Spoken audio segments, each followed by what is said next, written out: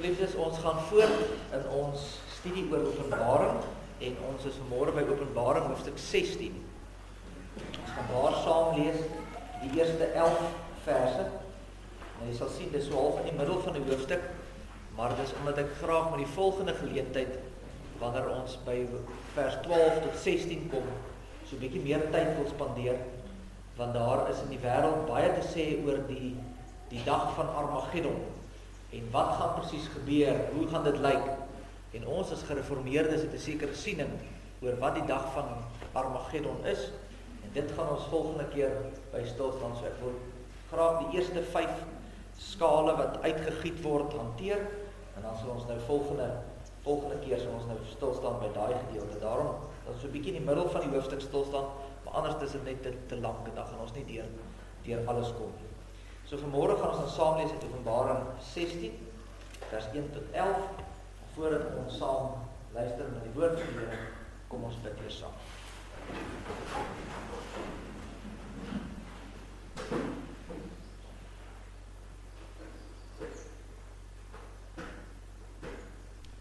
Here, ons Here, hoe lieflik is U naam oor die ganse aarde.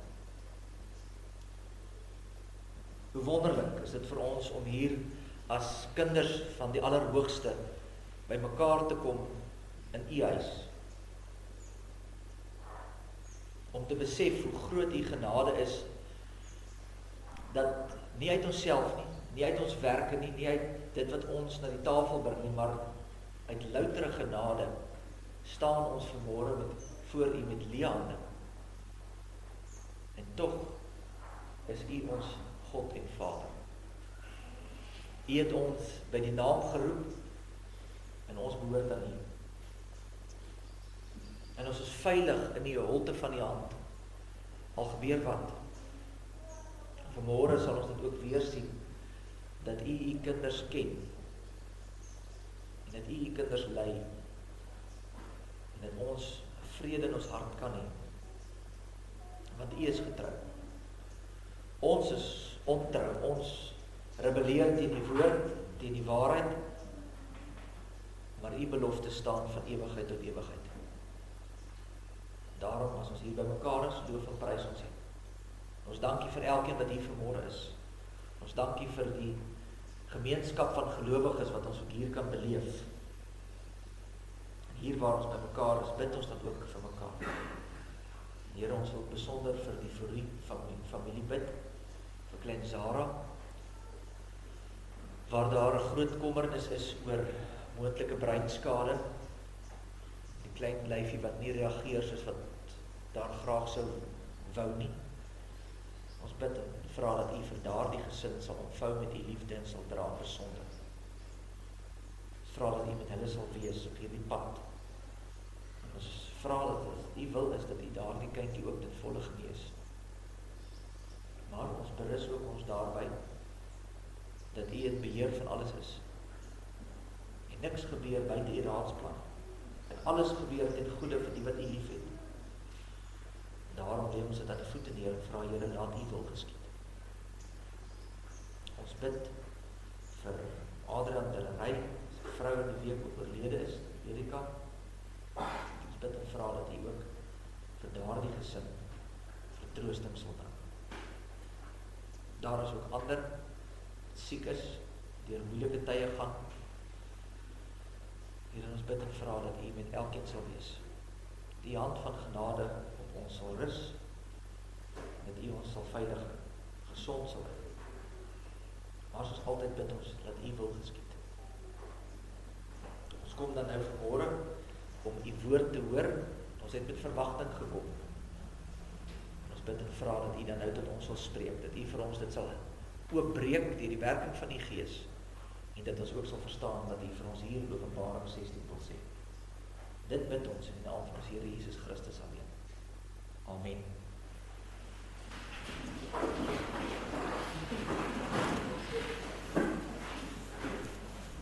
Liefdes, daar net so 'n breë inleiding van waar ons nou trek. Openbaring 16, die van die wat nou hier was nie, so kan maar weer gaan lees as jy deur die boek Openbaring lees. Dan is daar 'n klomp sewes. Dis eintlik die hele boek is in 'n klomp sewes ingedeel. 7 dit, 7 dit, 7 dit, 7 dit. En dit is alles simboliek. 7 is die volmaakte getal, so dit wys die volle prent. Hoe dit uiteindelik die volheid daarvan. Maar daar's 3 groot momente wat jy kan sê in die boek Openbaring. Die eerste is die 7 seels wat oopgebreek word. En dan kom die 7 basyne wat blaas of trompette wat blaas. En dan kom die 7 skale of die 7 bakke wat uitgegiet word. Nou hierdie is ek wil sê die 3 groot sewes wat daar in die boek is, wat pertinent vir ons gegee word. En dit verduidelik dieselfde omstandighede, net elke keer vanuit 'n ander hoek, en ek het dit later verduidelik, ek sal dit maar weer doen, as ek die boekie nou ophou, en ek sê vir u, wat sien u, dan gaan hy vir my sê, dis 'n rooi boek met wit geskryf, en as ek vir Cornelia vra, wat sien sy, dan gaan sy sê, dis net wit, al wat sy sien is wit, en as ek hom so 'n bietjie hou, dan gaan Joppie en Janiek sê, nee, dis net rooi, en ek sal sê, dis rooi met 'n blokkie wit, en ons almal is reg. Selfde boek, van al 4 kante af, is almal reg, maar is elke keer uit 'n ander hoek uit. En dis wat Openbaring is, dis dieselfde goed, wat net elke keer uit 'n ander hoek vir ons beskryf word. En as ons dan vanmôre by hierdie gedeelte begin, wat gesien word as die laaste van die oordeel, dan sit dat ons nou die eerste keer gekyk het in die seels en gesê, dis hoe die oordeel van God gaan lyk van die kant af. En as ons by die bakke gestaan sê, okay, dis hoe dit lyk van die kant af, en nou staan ons aan die kant en sê ons, as die skale uitgegiet word, dan lyk dit so. So dis dieselfde gedagte, dis weer die oordeelsdag, dis die eindtyd, maar jy sal sien dat dit intensifiseer, en dat hierdie nou die laaste is. Hierdie is die laaste keer wat ons nou sewes gaan sien, van 7 seels, 7 bakke, dis die 7 skale, en jy sal sien dat dit nou, dit is nou op die einde. Dit verduidelik nou, hoe gaan dit wees hier in die eindtyd. So, met dit in gedagte, kom ons lees dan, wat staan in Openbaring 16, al van vers 1. En ek het 'n groot stem uit die tempel aan die 7 engele hoor sê, gaan gooi die skale van die grimmigheid van God op die aarde uit. Toe gaan die eerste een weg en gooi sy skaal op die aarde uit, en kwaai en bose swere het aan die mense gekom, wat die merk van die dier gehaat het, en sy beeld aanbid het. En die tweede engel het sy skaal op die see uitgegooi, en dit het bloed geword, soos van 'n dooie. En al die lewende wesens in die see het gesterwe. En die derde engel het sy skaal uitgegooi op die riviere en op die waterfonteine, en dit het bloed geword. En ek het die engel van die waters hoor sê, regverdig Here is u wat is en wat was, u die heilige, omdat u hierdie oordeel uitgevoer het. Want hulle die bloed van die heiliges en die profete vergiet, en u het aan hulle bloed gegee om te drink, want hulle het dit verdien. En ek het 'n ander een uit die altaar hoor sê, ja, Here God almagtige, waaragtig en regverdig is u oordeele. En die vierde engel het sy skaal op die son uitgegooi, en daaraan is dit gegee om die mense met vuur te skroei. En die mense is geskroei met 'n groot hitte, en hulle het die naam van God gelaster, wat mag het oor hierdie plaag, en hulle het hulle nie bekeer om hom heerlikheid te gee nie.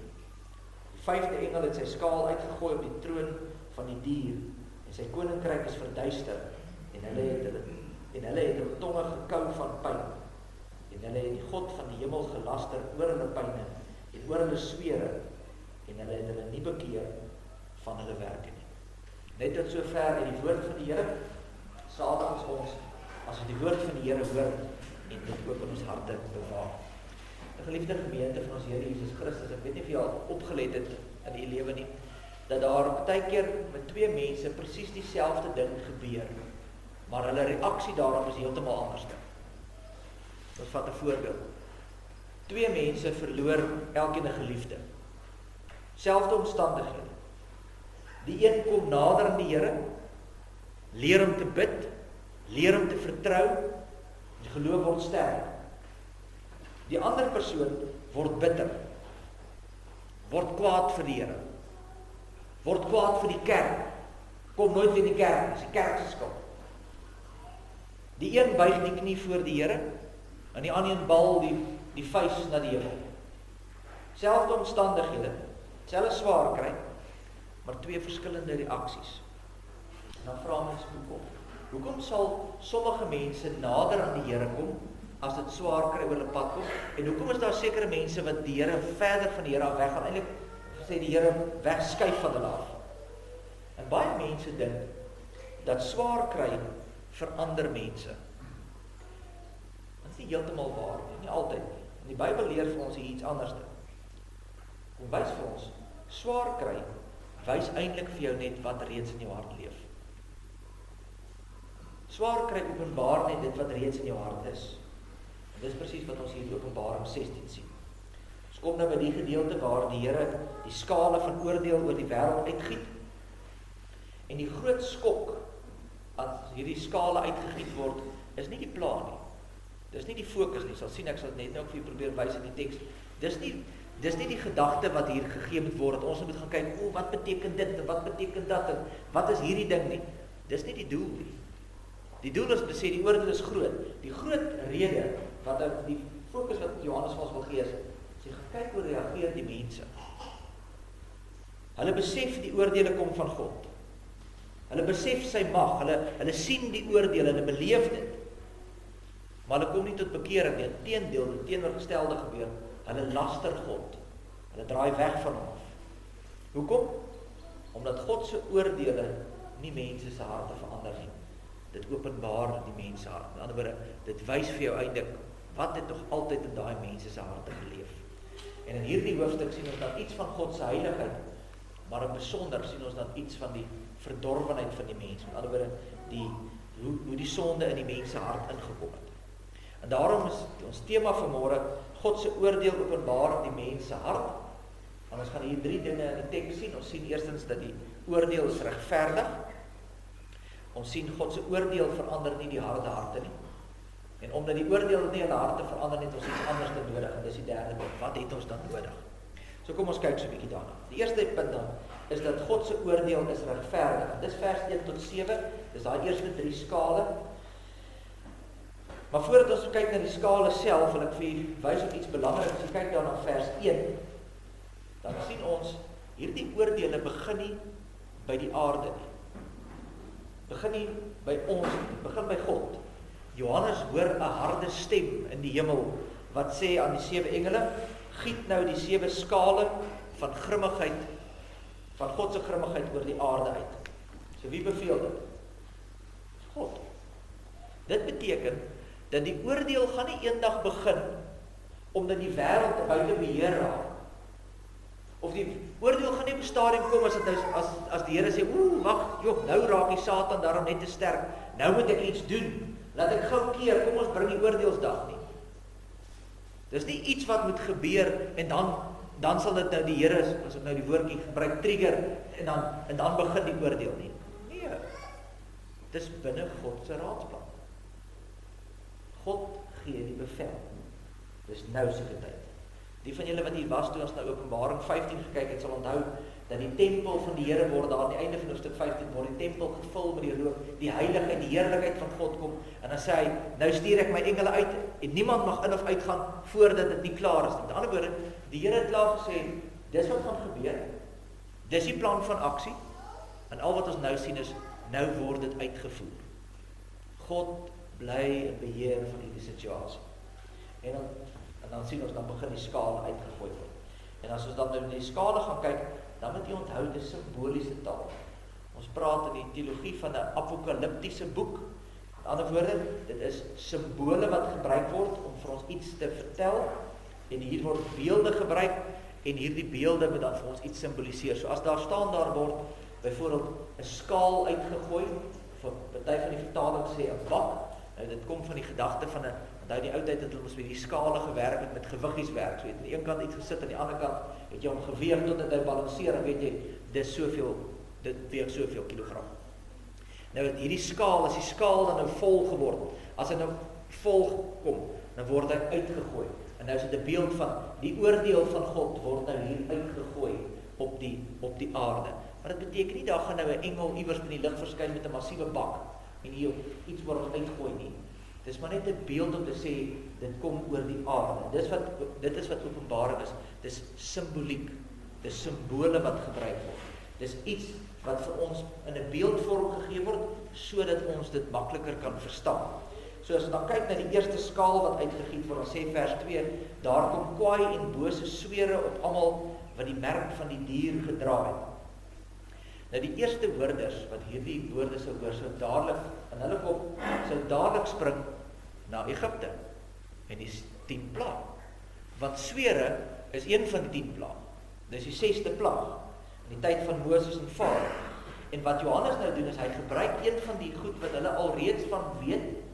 Hulle ken die plaag, hulle het groot geword as Jode, die meeste van hulle daai tyd het wat die woord gehoor het was eerste die Jode. Hulle ken hierdie geskiedenis en hy gebruik nou hierdie beelde sodat dit vir hulle bekend is en hy wys vir hulle iets. En wat wil hy vir hulle wys met hierdie plaag? Hy sê, kyk mooi, daar's 'n onderskeid te tref. In die tyd van die 10 plaag was daar Egipte en Israel. Egipte, die Egiptenare het die swere gekry, maar die Israeliete nie. Daar was 'n duidelike onderskeid gewees tussen wie kry die swere en wie nie. En dieselfde hier, want let mooi op wat sê die teks. Die swere tref nie almal nie. Dit tref spesifiek staan daar die mense wat die merk van die dier gehad het. Met ander woorde, die ongelowiges. Die oordeel van God kom oor die wêreld, oor die ongelowiges, nie die kinders van God nie. En daarom weet ons dat die oordeel van God is nie een van 'n skoot in die donker en jy moet nou met wyd kyk en pas op dat jy nou nie getref word deur iets nie. God weet presies wat hy doen. God weet presies, hy onderskei. Hy weet wie behoort aan hom en hy weet wie behoort nie aan hom, wie het hom verwerp. En dit het ons al reg deur die boek van Openbaring gesien. Die van die wat hier was vir die reeks sal onthou dat elke keer voordat daar 'n groot oordeel aangekondig word, dan is dit asof Johannes sê, okay, al die Christene, kom staan net gou hier een kant in die hoek, dat julle uit die pad uitkom, dat julle nou nie getref word. Onthou jy dit die vorige keer hoofstuk 15 ook? Die gelowiges moes daar langs die see gaan staan, veilig, een kant. Want die oordeel van God gaan nou kom. En dis presies wat ons hier ook sien. Dis die gedagte. Daar's 'n onderskeid wat getref word. Hulle word afgesonder en dan kom die oordeel oor die wêreld. Die tweede skaal sien ons dan die see word soos bloed en weer eens behoort dit vir u bekend te wees. Waar het u al gehoor van water wat in bloed verander? Ook in Egipte, die eerste plaag. Onthou julle die Nyl het mos in bloed verander. En van julle wat nou hier was toe ons deur die boek gewerk het, sal onthou dat in die vorige ronde toe ons na die bassyne gekyk het, die trompette wat geblaas het, was daar ook 'n ding oor die see wat bloed word. Maar toe was dit net 1/3 van die see. Jy sal onthou as jy dit baie goed kan onthou of jy moet maar weer dit gaan lees. As die seels oopgemaak word, dan word 'n kwart van die aarde getref. As die bassyne blaas, dan word 1/3 van die aarde getref. En as ons nou by die skale kom, dan word die hele aarde getref, die hele see, alles word bloed. Wat nou vir ons sê, hierdie teken wat gegee word sê, nou is dit volledig. Nou is daar nie meer waarskuwing nie. Nou is die genadetyd verby. As dit kom by hierdie punt waar die skale uitgegooi word, dan is daar nie meer genadetyd nie. Nie omdat God se geduld opgeraak het nie, maar omdat dit die paadjie is wat God gekies het. Dit is nou alles volbring. En nou is dit die afsnypunt. So daar staan die see word soos bloed en dit wys vir ons op God se oordeel. Ek het vir die vorige rond ook al gesê, en die see is altyd 'n simbool van chaos, van vuil, van wêrelds. Dit was 'n hulle het nie aan die see gedink aan die see sambreel teen Romeis op die strand nie. Dis nie hoe hulle dink oor see. In die ou tyd het nie so daaroor gedink nie. As jy hoor die woordjie see simboliek word gebruik, dan is dit negatief. Dis die wêreld se vieslike vuil gemors. En as die see dan vol bloed word, dan sê dit die mag van die wêreld word nou geoordeel. God se oordeel kom oor hierdie mag van die wêreld. Die derde skaal word uitgegooi, riviere en fonteine word ook bloed. Weereens, onthou dis nie letterlik nie. Weet daar's mense wat sê, ja, daar gaan een of ander parasiet in die waterland en dan gaan dit ondrinkbaar word en dan gaan mense beklei vir water. Dis nie die beeld nie. Dit is nie wat die doel van hierdie plaag is. Dis nie om vir jou te sê, pas op, dit gaan regtig gebeur nie. Dis apokalipties. Dis 'n simboliese beelde wat geestelike waarhede uitbeeld. So nee, die see gaan nie letterlik bloed word nie en die riviere en die fonteine gaan nie letterlik bloed word nie. Dit gaan daaroor om net te wys die ganse skepping, die see, die riviere, die fonteine, alles is onder beheer van God en hy sal dit uiteindelik alles oordeel. In Egipte het die Nyl bloed verander, as oordeel vir die Farao, en nou gebruik Johannes dood eenvoudig in dieselfde beeld om te sê, maar nou kom dit oor die see, en die riviere, en die fonteine, alles kom onder sy oordeel. En dit sal verskriklik wees. Dis die beeld, dit is 'n verskriklike ding wat gaan gebeur. En dan dink ek myself, is dit nie 'n bietjie erg nie? Is die oordeel dalk nie 'n bietjie buitensporig nie? Maar Johannes wys, hy sê nee. Hy sê vers 5, regverdig is U. Vers 7, die Here God almagtig, waaragtig en regverdig is U oordeele. Nou, hoekom gebeur dit? Hoekom word hierdie oordeele gegee, hierdie verskriklike oordeele? Hoekom word dit gegee?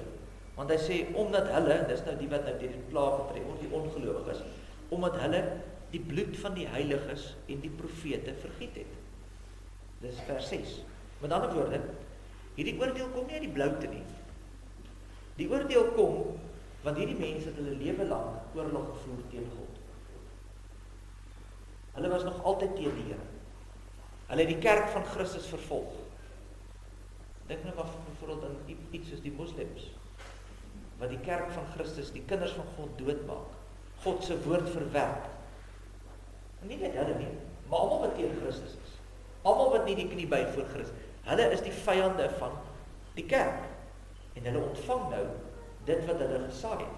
Vers 6 sê, hulle het bloed vergiet, hulle het die gelowiges doodgemaak, en hulle natuurlik die kerk probeer doodmaak, hulle het deur watter manier ook, onthou ons het al gekyk, dat die Satan gebruik die regerings, hy gebruik groot maatskappye met baie geld, en hy gebruik die kerk self met valse profete, en al hierdie goed, hulle probeer die kerk doodmaak, hulle het die bloed vergiet, en nou is die beeld wat gebruik word, nou moet julle die bloed drink, al die water verander in bloed, nou gaan julle betaal, en dan staan daar in vers 6, en hulle verdien dit. Nie wat Johannes se mening is nie. Dit is nie asof Johannes sê, ja ek dink dit is 'n regverdige oordeel nie.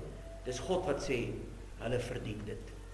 Dis 'n eerlike, opregte, regverdige oordeel. Dit beteken nie dat God oordeel geniet nie. Dit beteken dood eenvoudig, God gaan nie vir altyd toelaat dat die onreg geskied. Die onreg moet reggestel word.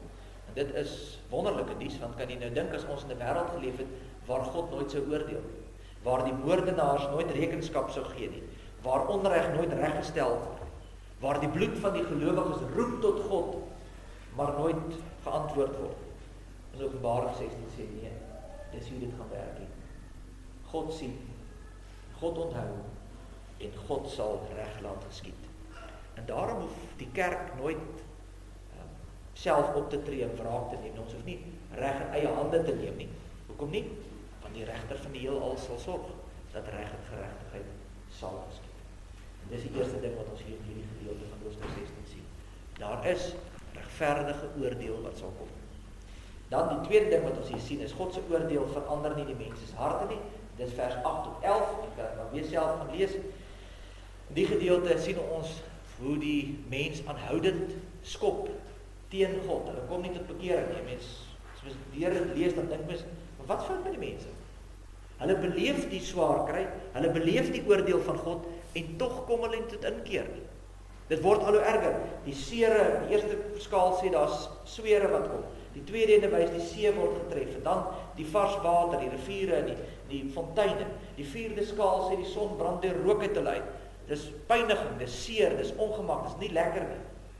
Die vyfde skaal sê, dis so erg dat hulle tonge kou van die pyn. Dis alles natuurlik beelde om te sê, dis hoe verskriklik God se oordeel is. En mense verwag as jy nou dit lees, en hoe erger dit word, en erger dit word, en erger dit word, dat hierdie mense op 'n stadium sal sê, Here asseblief, stop, help, ons is jammer, vergewe ons. Maar hulle doen nie.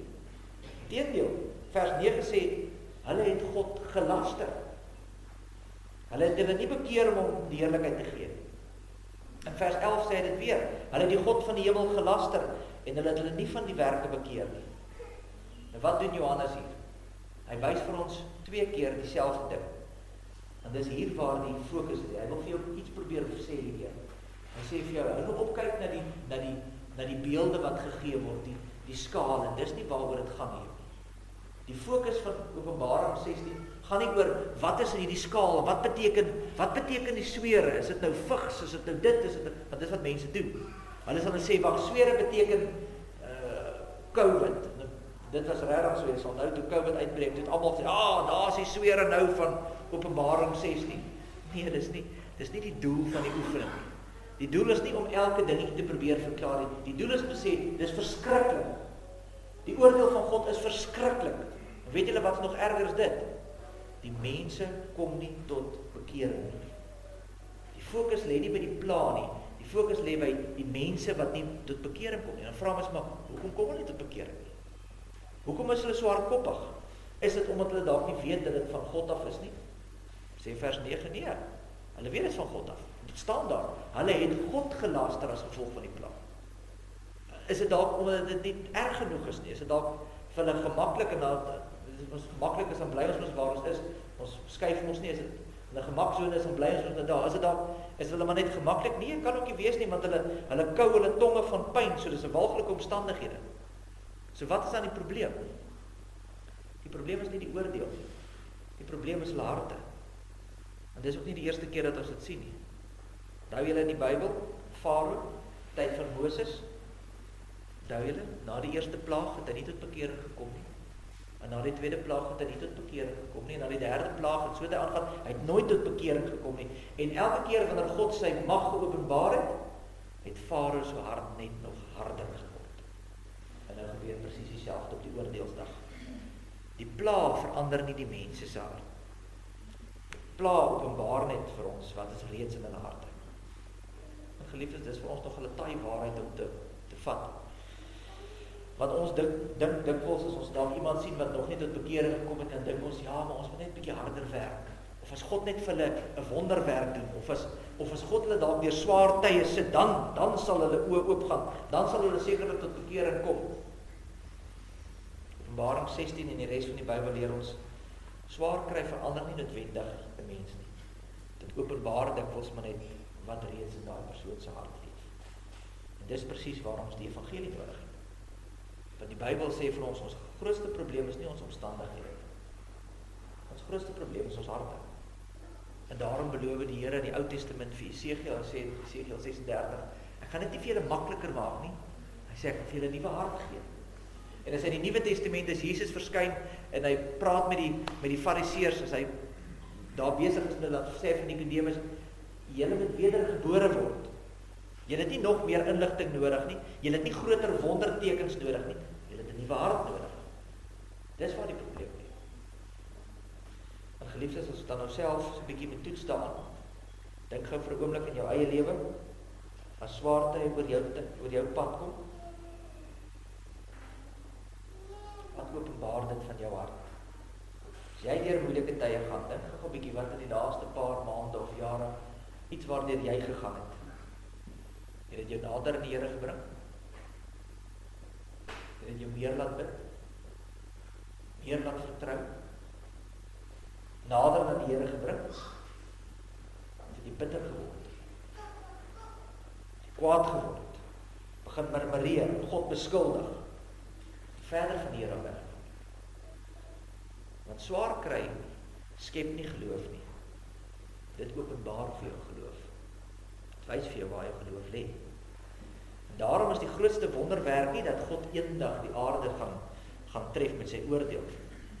Die grootste wonderwerk vandag is dat God deur sy Heilige Gees dooie mense lewend maak. En daarom kan jy dit sien dat twee mense wat presies dieselfde swaar kry beleef, heeltemal verskillend optree. Nie omdat die een sterker as die ander is, maar omdat God die een se hart verander het en die ander een aan sy eie hart oorgelaat het. En dit bring ons dan by die laaste punt, wat vir ons dan sê, ons het meer as net die oordeel nodig. As ons dan Openbaring 16 lees, en ons sê, dis nie die oordeel van God wat mense se harte kan verander nie, wat verander dit dan? En as die antwoord is nie die pla nie, meer pla nie, of groter wonderwerke, of moeiliker omstandighede nie. Wat verander mense se harte? Die genade van God. Jy het 'n verlosser nodig. Jy het die Heilige Gees nodig. Want die probleem lê nie daar buite nie. Dis hier binne. Dis hier binne in ons. En daarom lê die wonder van die evangelie nie net daarin dat Jesus ons kom red het nie, maar dat hy ons hart verander. Hy gee aan die dooie mens nuwe lewe. Hy gee vir die blinde nuwe oë. Hy gee vir die vyande van God 'n hart om vir die Here lief te wees. Dis die wonder. Maar kyk nou, dink nou maar so daaraan. Met in Openbaring 16 sien jy, hierdie mense gaan deur God se oordeel en hulle verhard hulle self. Hulle laster die Here. Kom nie tot bekering nie. Maar dink nou aan Pinksterdag, toe die Heilige Gees uitgestort is en Petrus daar vir die mense preek, dan kom daar 3000 siele tot bekering. Hulle buig die knie voor Christus. Wat het die verskil gemaak? Daai mense by Pinksterdag was nie slimmer gewees of beter as die mense van Openbaring 16 nie. Dit was omdat die Here deur sy Heilige Gees hulle hart verander het. En as jy dan vandag hier sit en jy glo aan Christus en jy die Here vandag lief en jy's hartseer oor die sonde wat daar in jou lewe is, dan is dit nie omdat jy beter is as die mense van Openbaring 16. Dis omdat God jou hart verander het. Dis 'n stuk genade. Dis die grootste wonderwerk wat daar ooit met jou kan gebeur. En daarom eindig hierdie gedeelte nie vir ons in wanhoop nie, maar met aanbidding. Want dis dieselfde God wat eendag die oordeel oor hierdie wêreld sal bring, wat vandag jou hart verander. En jou in genade nader trek. En daarom is daar nog hoop. Solank as wat die oordeelsdag nog nie aanbreek nie, roep Christus nog en hy sê, kom na my toe. Elkeen wat na my toe kom, sal nooit uitgewerp word. So geliefdes, kom ons terug by die vraag waarmee ons begin het. Hoekom is daar 'n verskil tussen sekere mense wat dieselfde dinge beleef? Openbaring 16 gee vir ons die antwoord. Hy sê, die verskil lê nie in die swaar kry nie, lê nie in die oordeel nie, dit lê in die hart. En daarom is die grootste vraag van hierdie hoofstuk môre nie, wat gaan eendag gebeur as die Here 'n oordeel verbring nie. Dis nie waar die fokus lê. Die belangrikste vraag vir my en jou vanmôre is, wat leef in jou hart? Wat leef in jou hart? Want as God se oordeel alleen 'n mens kon red, sou Farao gered wees, en dan sou die mense van Openbaring 16 tot bekering kom, maar hulle doen nie. En daarom is die wonder wat ons almal nodig het, 'n nuwe hart, 'n nuwe lewe, 'n verlossing. En miskien as jy hier vanmôre sit jy hier en jy dink, man, as die Here net vir my net 'n teken wil gee.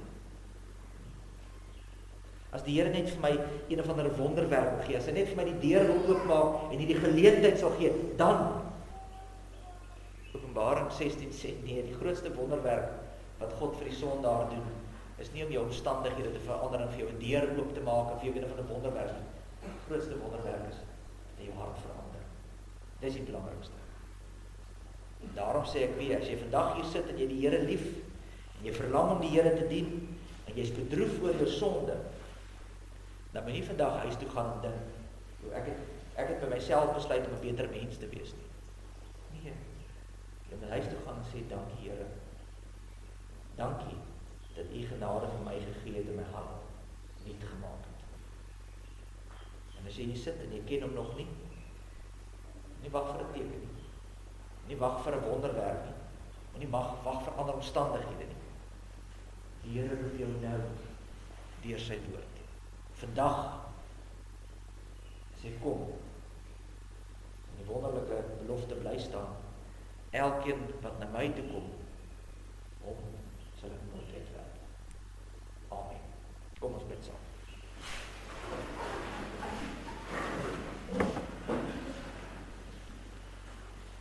Almagtige God en Hemelvader, Here, soms oorweldig die dinge van die lewe ons. En soos 'n Petrus wat op die water loop en dan rondom hom kyk en oorweldig word en begin sink, so is dit ook vir ons in hierdie lewe. Ons lees hierdie gedeeltes in Openbaring en ons hoor hierdie verskriklike dinge en ons raak bevrees, want dit voel vir ons of ons op die water is en die storm word net al hoe erger. Dankie Here, dat U vir ons as U kinders hierdie rustigheid en vrede kom gee. Ons sal nie getref word nie. Ons sal veilig by U boesem wees. Ons sal teen U vasgedruk word en veilig gehou word deur hierdie tye heen. En dat die groot oordeelsdag nie vir ons daar sal aanbreek nie. Want ons is veilig in Jesus Christus. Here, gee dit ons met hierdie vrymoedigheid daar buite dan gaan loop en verkondig en gaan leef. Here, dat ons nie sal vaskyk in wat as nie, maar sal weet, ons is veilig in die hande. Here, daar waar vanmôre dalk iemand is wat hierdie woord moes hoor, Here, dat U ook in hulle harte sal werk, daai onbekeerde hart, en dat U daai hart van klip sal wegneem, vir hulle hart van vlees sal gee, te vertrou op U alleen, en weet U is in beheer van alles. Ons bring aan U die lof, en die dank, en die eer, tot in alle